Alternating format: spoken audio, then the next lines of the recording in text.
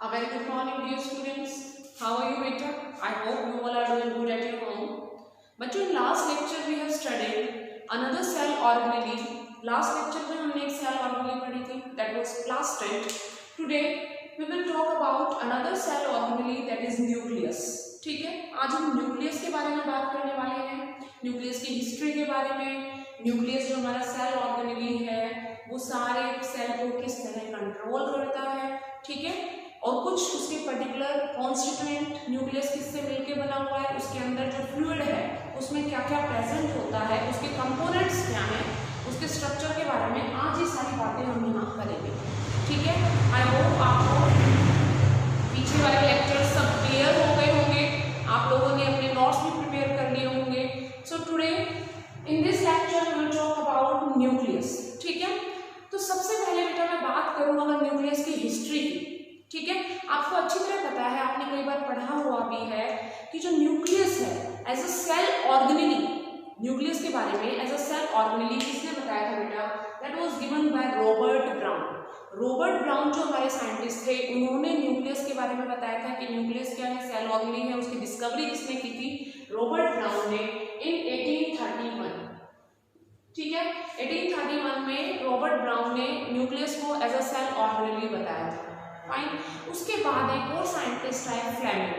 Fleming ने बच्चों क्या बताया? फ्लेमिंग ने बताया कि जो न्यूक्लियस के अंदर का कंटेंट है, न्यूक्लियस के अंदर जो कंटेंट प्रेजेंट है that can be stained by acetocarmine, जो एक बेसिक डाई है, एसिटोकार्मिन डाई के थ्रू हम उसके अंदर का जो कंटेंट है उसको स्टेन्ड कर सकते हैं। ठीक है, तो दैट वाज डिस्कवर्ड और you can say observed by Fleming. Fleming ने उसके बारे में बताया था। उसके बाद एक और साइंटिस्ट आए हैमरलिंग। हैमरलिंग ने क्या बताया बेटा कि जो न्यूक्लियस है it is the director and controller of the cell. ठीक है,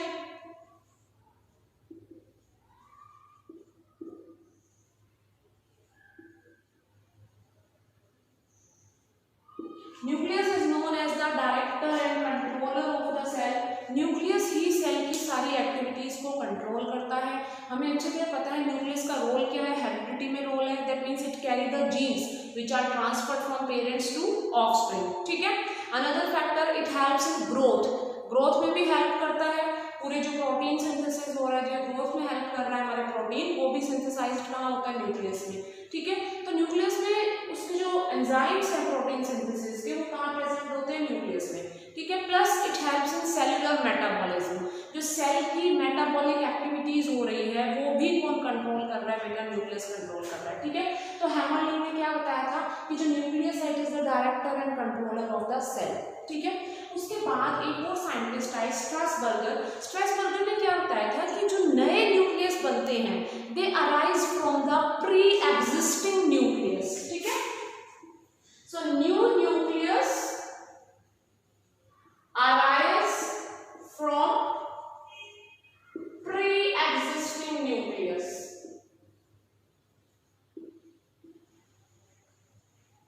ठीक है, तो जो न्यूक्लियस है हमारा वो क्या होता है? एक डबल मेम्ब्रेन बाउंड स्ट्रक्चर होता है, हमें पता ही है। तो न्यूक्लियस के अंदर जो कंटेंट प्रेजेंट है वो पूरे सेल की मेटाबॉलिक एक्टिविटीज को कंट्रोल करता है। ठीक है, अब हम बात करेंगे इसकी हिस्ट्री के बाद। अगर मैं बात करूं कि न्यूक्लियस कहाँ मिलता है, आपको अच्छी तरह पता है बेटा each and every eukaryotic cell, अगर मैं बात करूं यूकैरियोटिक सेल्स की, हर यूकैरियोटिक सेल में न्यूक्लियस प्रेजेंट होता है। अगर आप किसी यूनिसेलुलर ऑर्गेनिज्म का न्यूक्लियस जो है वो निकाल देते हैं तो न्यूक्लियस निकल जाने की वजह से सेल जो है वो बहुत जल्दी उसकी डेथ हो जाएगी। समझ में आ रही बात? ठीक है, एक्सपेरिमेंटली अगर हम न्यूक्लियस को रिमूव कर देते हैं then the cell will die. ठीक है, हाँ, हम बात करते हैं कि न्यूक्लियस मिलता कहाँ है, तो मैंने बताया आपको यूकैरियोटिक सेल्स में मिल रहा है, चाहे फिर वो यूनिसेलुलर ऑर्गेनिज्म है उसमें भी मिल रहा है। ठीक है, लेकिन कुछ ऐसे सेल्स हैं जहां न्यूक्लियस एब्सेंट होता है। For example your sieve tubes, जो सीव ट्यूब एलिमेंट्स होते हैं बेटा, absent in sieve tube elements. जो सीव ट्यूब एलिमेंट्स हैं हमारे,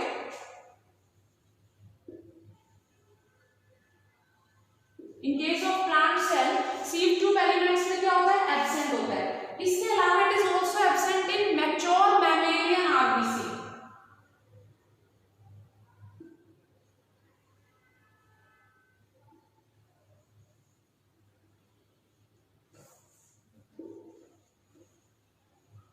जो हमारे आरबीसी सेल्स है मैच्योर मैमेलियन आरबीसी, उसमें क्या होता है, ये एब्सेंट होता है। देखो बेटा हमने प्लास्टिड पढ़ा था, फिर मैंने आपको बताया था कि माइटोकॉन्ड्रिया है, ऐसी बहुत सी सेल ऑर्गेनेली है जो मैमेलियन आरबीसी में एब्सेंट है। उसके पीछे कारण क्या है, देखिए मैमेलियन जो आरबीसी है जो मैच्योर हो जाते हैं, एडल्ट हो जाते हैं, उनका मेन फंक्शन होता है ऑक्सीजन को कैरी करना, ठीक है। तो ज्यादा से ज्यादा ऑक्सीजन कैरी हो सके, हीमोग्लोबिन मॉलिक्यूल्स ज्यादा प्रेजेंट होते हैं ताकि स्पेस क्रिएट हो सके, इसलिए जो सेल ऑर्गेनेलीज हैं जिनका काम नहीं होता आरबीसी में, वो क्या हो जाती है, एब्सेंट हो जाती है, डिसअपीयर हो जाती है।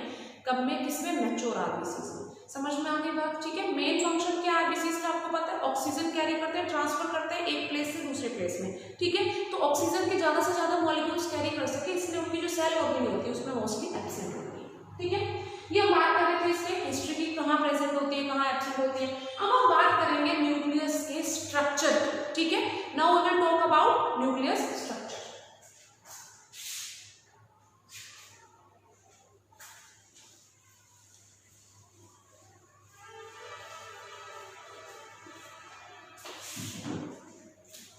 वन मोर थिंग बेटा, न्यूक्लियस की जो स्टडी होती है, study of nucleus is known as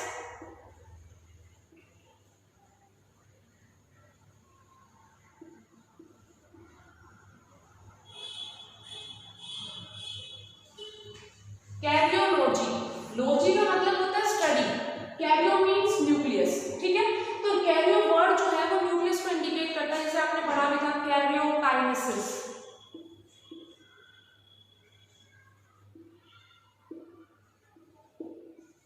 kinesis का मतलब होता है डिवीजन, न्यूक्लियस का डिवीजन क्या कहलाता है, कैरियोकाइनेसिस। इसी तरह से logy, karyology that means study of nucleus, ठीक है। अब हम बात करेंगे इसके स्ट्रक्चर की, तो सबसे पहला जो पॉइंट है स्ट्रक्चर में दैट इज न्यूक्लियर मेम्ब्रेन, ठीक है। न्यूक्लियर मेम्ब्रेन के बारे में कुछ बात करेंगे। न्यूक्लियर मेम्ब्रेन जो है बेटा न्यूक्लियस की, हमें अच्छी तरह पता है nucleus is a double membrane bound structure, ठीक है। ये डबल मेम्ब्रेन बाउंड स्ट्रक्चर दिखाई दे रहा है आप सभी को, ठीक है। जो बाहर वाली मेम्ब्रेन है that is known as outer membrane. बाहर वाली मेम्ब्रेन क्या कहलाती है, आउटर मेम्ब्रेन। अंदर वाली जो मेम्ब्रेन है दैट इज नोन एज बेटा इनर मेम्ब्रेन, ठीक है। Outer membrane, inner membrane.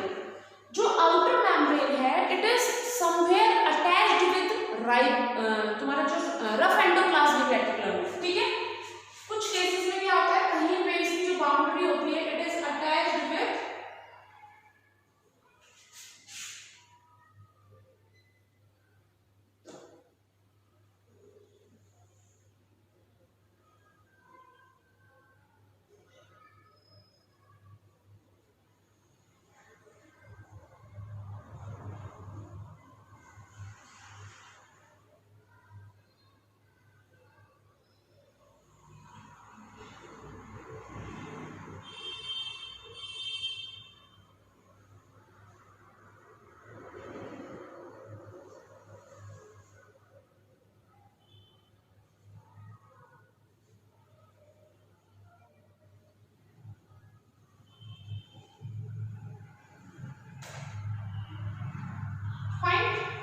कुछ पार्ट पे, कुछ प्लेस पे अटैच होती है बेटा रफ एंडोप्लाज्मिक रेटिकुलम से।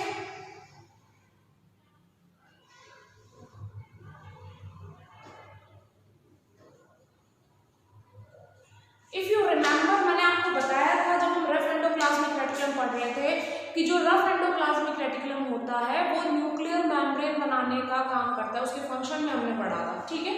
तो न्यूक्लियर मेम्ब्रेन जो है it is also known as nuclear envelope, ठीक है। न्यूक्लियर एनवलप भी कहते हैं इसको, न्यूक्लियर मेम्ब्रेन भी कहते हैं। समझ में आ गई बात, ठीक है। One more thing, it is also known as karyotheca. Theca होता है बेटा डिवीजन मेम्ब्रेन, ठीक है। तो कैरियोथीका में कहलाती है। तो न्यूक्लियर मेम्ब्रेन की आउटर मेम्ब्रेन जो बेटा वो किससे अटैच रहता है, रफ एंडोप्लाज्मिक रेटिकुलम से। और जो इनर मेम्ब्रेन है उसकी, इनर मेम्ब्रेन लैमिन प्रोटीन की बनी होती है,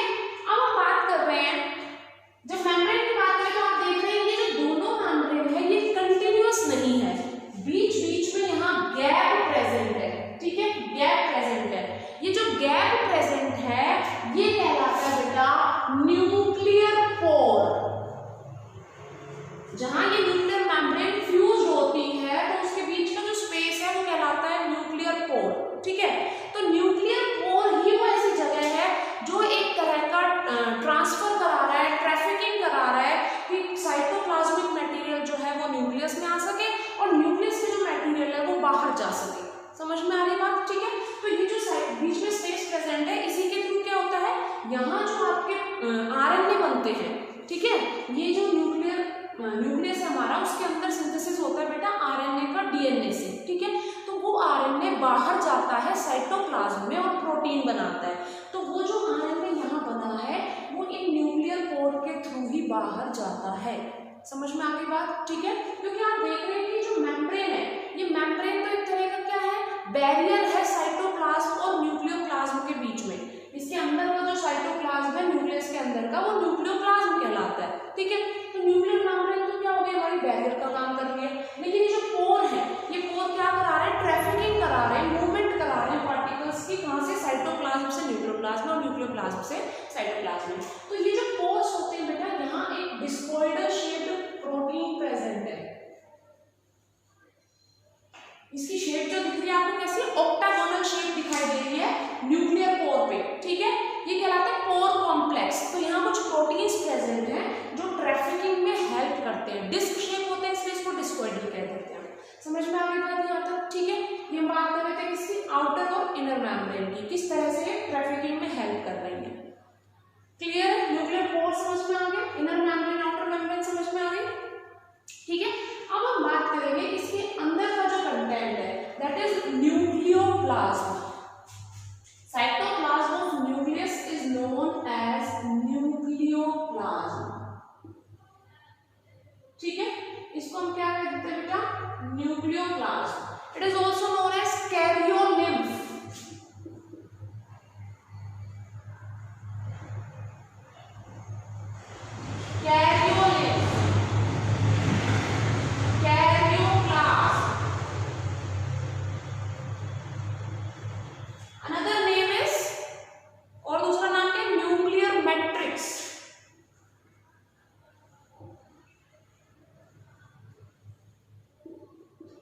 ये जो न्यूक्लियर मैट्रिक्स है बेटा, इसके अंदर आपका जो न्यूक्लियोप्लाज्म है, मेन आपका जो जितनी भी मेटाबॉलिक एक्टिविटीज हो रही है सेल में, वो सब कंट्रोल करता है न्यूक्लियोप्लाज्म। क्योंकि इसी के अंदर आपका genetic material in the form of chromosome हो गए, क्रोमेटिन हो गया, वो प्रेजेंट होता है। आपके जितने भी एंजाइम्स हैं, जैसे डीएनए पॉलीमरेज जो डीएनए बनाने में हेल्प करता है, आरएनए पॉलीमरेज जो आरएनए बनाने में हेल्प करता है, आपके जो प्रोटीन्स हैं, जो एंजाइम्स हैं, ठीक है, और जो न्यूक्लियोटाइड्स हैं आपके, न्यूक्लियोटाइड और न्यूक्लियोसाइड, जो डीएनए है वो छोटी छोटी यूनिट से मिलकर बनता है न्यूक्लियोटाइड और न्यूक्लियोसाइड। आपको याद होगा जब आपने 10th में डाइजेशन पढ़ा था, डाइजेशन में लास्ट में हमारा जो न्यूक्लिक एसिड है वो ब्रेक हो रहा था न्यूक्लियोटाइड्स में, न्यूक्लियोसाइड में, ठीक है। तो डीएनए जो है वो न्यूक्लियोटाइड न्यूक्लियोसाइड से मिलकर बना हुआ है, तो न्यूक्लियोटाइड्स भी इसी में प्रेजेंट होते हैं, ठीक है। तो मेजर जो आपकी एक्टिविटीज हो रही है, जो आपकी सेल के अंदर एक्टिविटीज होती है, वो सारे एंजाइम्स जो कंट्रोल करते हैं उन एक्टिविटीज को, वो सब प्रेजेंट होते हैं न्यूक्लियोप्लाज्म में, ठीक है। समझ में आ गई बात। न्यूक्लियोप्लाज्म में आपका क्या प्रेजेंट है, आपका जो क्रोमेटिन नेट है, जो ये क्रोमेटिन नेट दिखाई दे रही है, फाइबर्स दिखाई दे रहे हैं, it is chromatin network. Network shape है इसलिए क्रोमेटिन नेट कहते हैं इसको। तो क्रोमेटिन नेट हो गया, और ये जो छोटा सा आपको ये दिखाई दे रहा है, that is nucleolus. Nucleolus, chromatin net, these are embedded inside the nucleoplasm. इस न्यूक्लियोप्लाज्म के अंदर दबे हुए होते हैं, प्रेजेंट होते हैं, ठीक है। समझ में आ गई बात। तो न्यूक्लियर मैट्रिक्स कह दो आप, इस कैरियोलिम्फ कह दो, एक ही बात है। नेक्स्ट आते हैं बेटा आपको क्रोमेटिन नेट। क्रोमेटिन नेट क्या है, ये फाइबर थ्रेड लाइक स्ट्रक्चर दिखाई दे रहे हैं आपको, ठीक है। ये किससे मिलकर बने होते हैं, मेनली जो आपका क्रोमेटिन नेट होता है that is made up of protein. Protein कह देते हैं इसको, या हमारा जो प्रोटीन प्लस डीएनए। मेनली इसका कंटेंट होता है प्रोटीन और डीएनए, ठीक है। हिस्टोन प्रोटीन प्रेजेंट होते हैं इसमें। Histone proteins are basic protein. इसके अलावा प्रोटीन्स की बात कर रहे हैं तो histone protein, non histone protein, जब आप हायर क्लासेस में जाएंगे, जब आप हिस्टोन पढ़ेंगे, हिस्टोन प्रोटीन होते हैं, देखो डीएनए जो है वो एक नेगेटिवली चार्ज मॉलिक्यूल है, ठीक है। नेगेटिवली चार्ज किस तरह से पूरे एक सेल के अंदर अरेंज रहता है, ठीक है। जो नेगेटिवली चार्ज प्रोटीन है वो इस सेल के अंदर पूरे सेल में कैसे अरेंज है, भाई रिपेल भी तो करेगा, कंडेंस्ड फॉर्म में होता है तो बिल्कुल। तो ये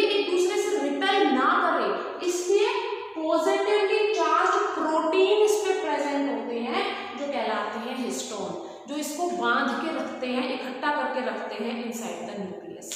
समझ में आ गई बात? ठीक है, तो क्रोमेटिन नेट जो हमारा मेनली प्रोटीन और डीएनए से मिलकर बना हुआ है, कुछ आरएनए भी होते हैं इसमें, कुछ हिस्टोन और नॉन हिस्टोन प्रोटीन्स दोनों तरह के हैं। समझ में आ गई बात? ठीक है, other than that chromatin net जो है आपको दो रीजन दिखाई दे रहे होंगे इस क्रोमेटिन नेट में। ठीक है, एक मैंने बनाया है थोड़ा डार्क वाला जो पार्ट है वो कहलाता है बेटा हेटेरोक्रोमेटिन,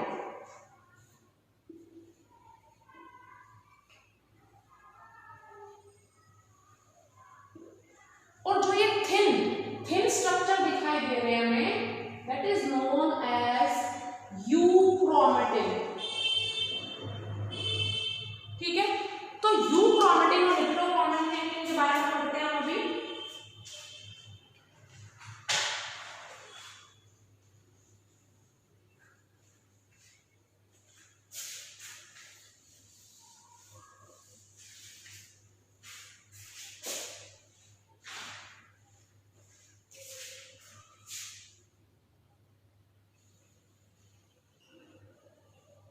क्रोमेटिन नेट की हम बात कर रहे थे बेटा। ये जो क्रोमेटिन नेट है आपका, ये दो तरह का होता है। वन इज योर हेटेरोक्रोमेटिन,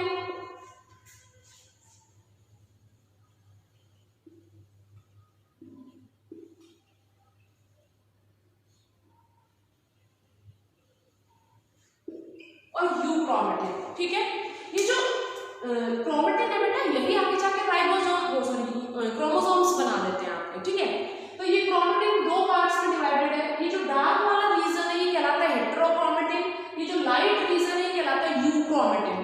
तो मेनली जो आपका यूक्रोमेटिन होता है, इट इज मोस्ट एक्टिव, यही ज्यादा एक्टिव होता है और प्रोटीन सिंथेसिस में पार्टिसिपेट करता है। ठीक है, और ये जो हमारा हेटेरोक्रोमेटिन है, it is inactive, less active कह सकते हैं आप।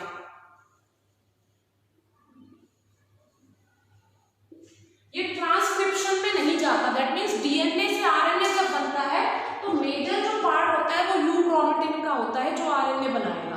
ठीक है, इसके अलावा यूक्रोमेटिन जो हमारा, it is lightly stained area,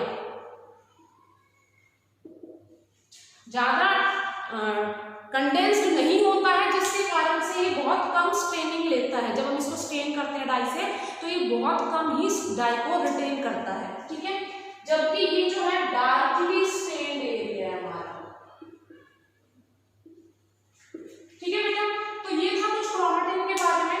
अब न्यूक्लियोलस के पास का जो रीजन है क्रोमेटिन, जहां क्रोमेटिन अटैच होता है न्यूक्लियोलस से, वो कहलाता है न्यूक्लियोलर ऑर्गेनाइज्ड रीजन, NOR। ठीक है, इसके नोट्स में आपको दे दूंगी, पीडीएफ आपको दे दूंगी, यहां सिर्फ आप समझ लीजिए। ठीक है, NOR रीजन कहलाता है। अब हम बात करेंगे न्यूक्लियोलस के बारे में।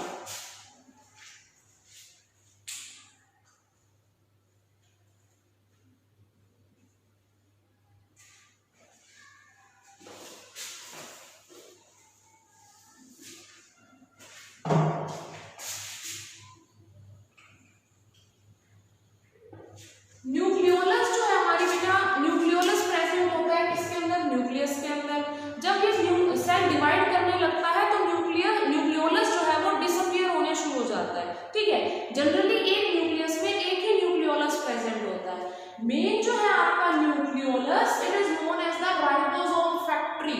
ठीक है, इसको प्रोटीन फैक्ट्री कहा जाता है। क्यों कह रहे हैं? देखिए, जो हमारा राइबोसोम बनता है, जो हमारी राइबोसोम सेल ऑर्गेनेली है, वो मैंने आपको, हमने राइबोसोम पढ़ा था, तो आपको याद होगा मैंने बताया था कि आरएनए प्लस प्रोटीन, राइबोसोम दो कंपोनेंट से मिलकर बना है, आरआरएनए प्लस प्रोटीन। तो ये जो आरआरएनए प्रोटीन बन रहे हैं बेटा, प्रोटीन जो है हमारा वो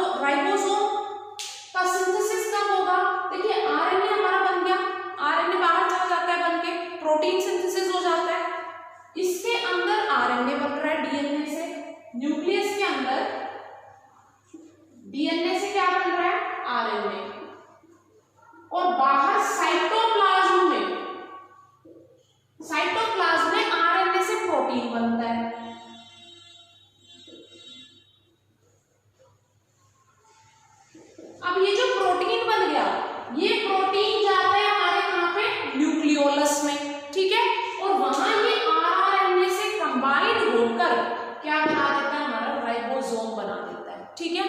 प्लस जितने भी न्यूक्लियोटाइड्स जो होते हैं मेनली वो हमारे न्यूक्लियोलस वाले रीजन में होते हैं, ठीक है। मैं आपको भी बता रही थी न्यूक्लियोप्लाज्म में प्रेजेंट है, न्यूक्लियोप्लाज्म में भी कहाँ न्यूक्लियोटाइड्स प्रेजेंट है, न्यूक्लियोलस में। समझ में आ गई बात, ठीक है। तो ये मेन रोल होता है न्यूक्लियोलस का, राइबोसोम फैक्ट्री कहलाता है, ठीक है। इसके अलावा जो एंजाइम्स की रिक्वायरमेंट होती है वो भी सारे कहाँ प्रेजेंट होते हैं, न्यूक्लियोलस में, ठीक है। अब ये था सारा इसके स्ट्रक्चर के बारे में। Now we study main functions क्या है न्यूक्लियस के, न्यूक्लियस का मेन फंक्शन क्या है।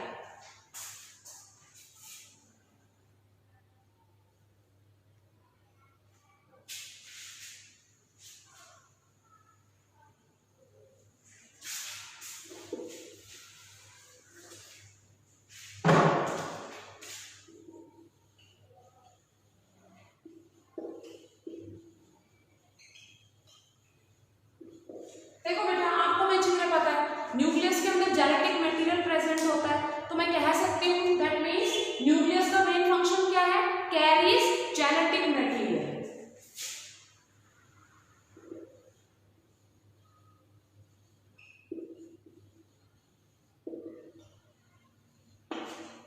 कैरीज जेनेटिक मटेरियल जो कि ट्रांसफर होगा, हेरिडिटी कॉज कर रहा है, ठीक है। उसके अलावा भी बताया मैंने आपको सेल्यूलर मेटाबॉलिज्म, सेल के अंदर जितनी भी एक्टिविटीज हो रही है वो सब कौन कैरी आउट कर रहा है, हमारा न्यूक्लियस, ठीक है। नेक्स्ट क्या आता है हमारा, भाई जितने भी एंजाइम्स हैं, प्रोटीन, वो सब यही बन रहे हैं ना, ठीक है। तो ये क्या कर रहा है, सेल की एक्टिविटीज को कंट्रोल कर रहा है, ठीक है। लास्ट आता है हमारा वेरिएशन। भाई सिंपल सी बात है बेटा, इसी के अंदर डीएनए प्रेजेंट है, वही डीएनए आगे ट्रांसफर हो रहा है, जिसकी वजह से सेक्सुअल रिप्रोडक्शन से जो जीन आगे चले गए वो क्या कर रहे हैं, पेरेंट्स से और बच्चों में जो वेरिएशंस आ रहे हैं, डिफरेंसेस आ रहे हैं, उनके लिए रिस्पॉन्सिबल है। आई होप आपको यहाँ तक क्लियर हो गया होगा। ये कुछ इसके मेन फंक्शन है। In next video lecture we will take another cell organelle, एक और सेल ऑर्गेनेली के बारे में पढ़ेंगे, दैट इज क्रोमोसोम, क्रोमोसोम्स के बारे में पढ़ेंगे। अब तक आप न्यूक्लियस क्लियर कीजिए, ठीक है, अच्छे से थोरोली स्टडी कीजिए। नोट्स में आपको पीडीएफ भेज दूंगी कल तक, कंप्लीट करो अपना काम। इस वीडियो लेक्चर को देखिए, इससे रिलेटेड जो आपके क्वेश्चंस दिए हुए हैं नीट एमसीक्यूज, उनको सॉल्व कीजिए। अगर कोई भी किसी भी तरह का छोटा सा भी डाउट आपको आता है, then you are free to ask me, ठीक है बच्चों। Thank you.